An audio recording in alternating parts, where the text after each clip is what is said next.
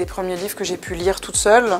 Donc c'est Le Club des Cinq, La Comtesse de Ségur, les Bibliothèques roses, vertes. Et puis les voyages de Jules Verne. En plus les livres étaient magnifiques, Rouge et Or, Voyage au centre de la Terre, Le Tour du monde en 80 jours.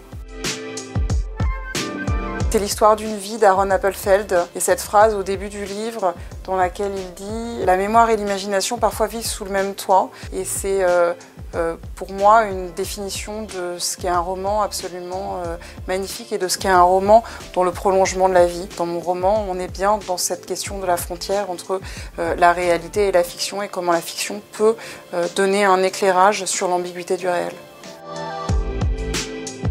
Les polars sont pour moi les meilleurs livres pour voyager à travers le monde, la Chine de Kyu Xiaolong, la Suède d'Enig Mankell, Trévagnan qui nous emmène dans les steppes de Mongolie ou Fred Vargas qui nous fait voyager à travers la France.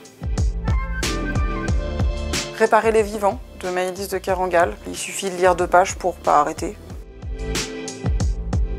C'est Les Misérables de Victor Hugo, j'aime énormément ce livre. C'est un livre aussi incroyable de finesse et de justesse sur la société qui interroge les ressorts profonds du mal humain et c'est aussi une des questions qui me travaille dans Une fille sans histoire. Et puis c'est un livre d'une actualité incroyable. Victor Hugo écrit au tout début « Ce qu'on dit des gens compte parfois plus dans leur vie ou leur destinée que ce qu'ils font.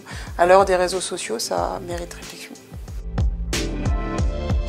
C'est un choix impossible. Victor Hugo est pour moi le plus grand auteur de la littérature française et Baudelaire est un poète que j'aime énormément. Une fille sans histoire part d'un poème de Baudelaire, Les Fenêtres, dans lequel il écrit celui qui regarde du dehors à travers une fenêtre ouverte ne voit pas autant de choses que qui regarde une fenêtre fermée.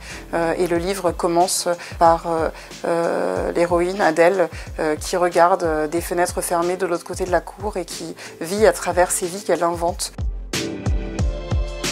Du thé, le café c'est trop court pour s'installer dans la lecture. Nager, je continue les livres et j'en invente sous l'eau en nageant.